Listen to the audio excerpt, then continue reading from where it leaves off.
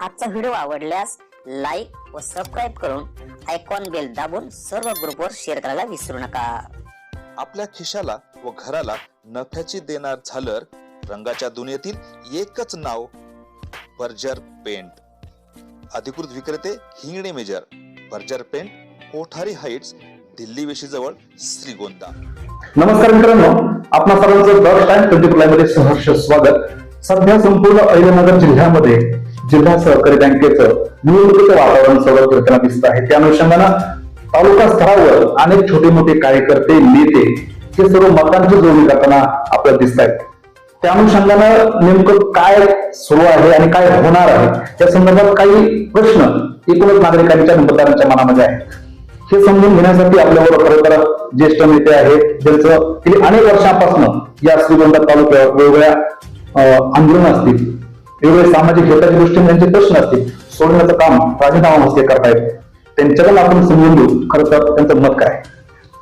आबा, आपण the times 24 मध्ये सहर्ष स्वागत। नमस्कार आबा, काय सांगाल, आता ही बँकेची निवडणूक सुरू आहे आणि एकूणच वातावरण आपल्याला पाहायला मिळतंय थोडस गढूळ आहे, काय काही चांगलं आहे, याबाबत आपली भूमिका काय आहे? नाही, अजून तर निवडणुकीच्या बाबतीमध्ये मतदार यादी जाहीर झाली नाही, तर आता आपलं मत व्यक्त करणं हे काही योग्य वाटणार नाही। असं म्हणताय की सध्या आता पाचपुते आणि विखे हे एकत्र सध्या आता या दृष्टीनं कामकाज करतायत, त्यांना जोडीला नागोडी येत आहेत असं पण आपल्याला थोडस कानावर येत आहे।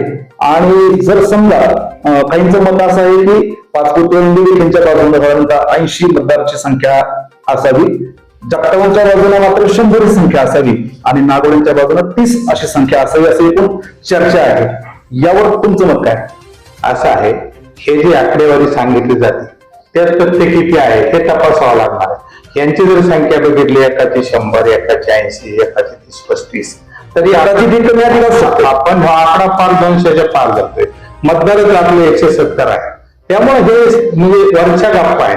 प्रतिशत काय आहे ते आता नेत्यांना कळलं तरी बरं, पण मला तर काय तसं काय खरं वाटत नाही। समजा आता हे एकत्र आले असं आपण समजू, तर ह्याच्यामध्ये कोण बाजी मारू शकतं? बाजी आता असं आहे की समोर कोण कोणाविरुद्ध कोण निवडणूक करतंय का आणि कोण उभा राहतो। ज्यावेळेस समक्ष 2 उमेदवार समोर उभा राहतील त्यावेळेस आपण म्हणू शकतो हा बाजी मारेल ह्याचं पात्र जड आहे।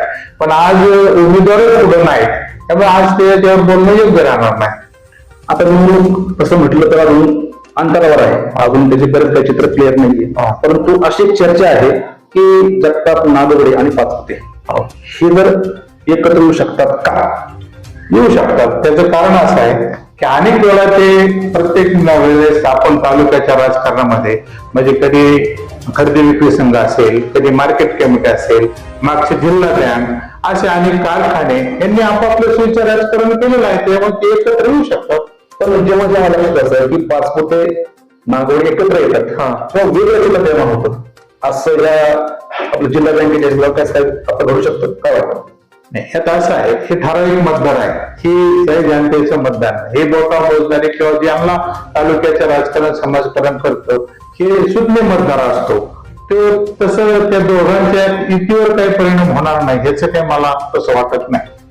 आता हे एकत्र आले पाचपुते, नागोडे, जगताप म्हटलं तर मग आता आणखी त्याच्या विरोध समोर पुढे दिसत नाहीये, तर मग ही निवडणूक एका अर्थाने बिनविरोध होऊ शकते?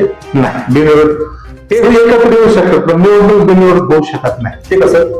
ते असं आहे, ते जर एकत्र आले तर या ठिकाणी अनेक त्या तुल्यबळाचे किंवा एकत्र कोण लढणारे काही कार्यकर्ते आहेत, मतदार आहेत आणि काही राजकीय नेत्यांचे ठराव आहेत, ते लोक ते जरी एकत्र आले तरी त्यांचं मतदार इतर मतदारांचं नेतृत्व कुणीतरी करेल, त्यामुळे निवडणूक बिनविरोध होणार नाही। का होणार नाही आणि संधी मिळाली तर तुम्ही लढणार का? पहिला प्रश्न असा आहे, आम्ही जर लढायचं म्हणलं की निवडणूक ही माझ्या आवडत्याच्या बाहेरची आहे, मी लढू शकत नाही, परंतु का होणार नाही याचं उत्तर मी देऊ शकतो की आम्ही असे समविचाराचे काही माणसं आहोत की आमचा संपर्क आहे या मतदारसंघामध्ये, या सोसायटी मतदारसंघामध्ये, त्याच्यामध्ये आमचा बऱ्याचशा लोकांशी चर्चा होते, बोलणं होतं।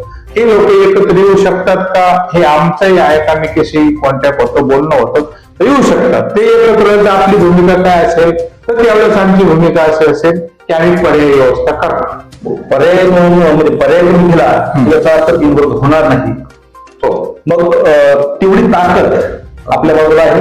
हे आता निवडणूक ज्यावेळेस आपण प्रत्यक्ष रिंगणात जाऊ, आम्ही कोण उभा करतो, त्याची क्षमता किती आहे, तो आम्हाला किती साथ देतो, त्याच्यावर पुढचं चित्र स्पष्ट होईल. आज त्याच्यावर बोलणं योग्य नाही. फक्त आम्ही ही निवडणूक बिनविरोध थांबवू शकतो, एवढी आमची ताकद आहे. आता असं झालंय, जिल्हा बँकेचं पाण्यात म्हैस आणि वर सौदा असं सध्या सुरू आहे.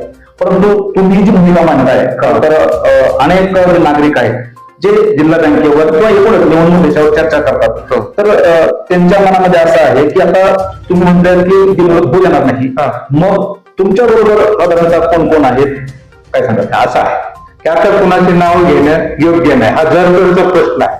कोण उमेदवार राहतो, कोण राहत नाही, माणूस कोण उभा राहतो त्याच्यावर मतदार निर्णय घेणार आहे. आणि कोणीच उभा राहिलं नाही तर बऱ्यापैकी चांगल्या ताकदीची माणसं आमच्यावर येतील. म्हणजे तुम्ही ताकद लावणार? हो, 100% लावणार. खरं तर राजेंद्रबा म्हस्के या निर्णायक भूमिका या ठिकाणी घेतलेली आहे. खरं तर दुसऱ्या खेळीमध्ये आवाज खरं तर मोडले जातात आणि अनेक चांगल्या निवडणुकीमध्ये निर्णायक मत त्यांनी दिलेलं आहे. आपली भूमिका त्यांनी ओळखलेली आहे. येत्या या जिल्हा बँकेमध्ये काय घडतंय, एकूणच श्रीगोंदा तालुक्याचं राजकीय वातावरण कसं ढवळून निघतंय हेच पाहणं खरंच आता महत्त्वाचं ठरणार आहे. श्रीरंग साहेब दत्ता जगताप, श्रीगोंदा, अहिल्यानगर.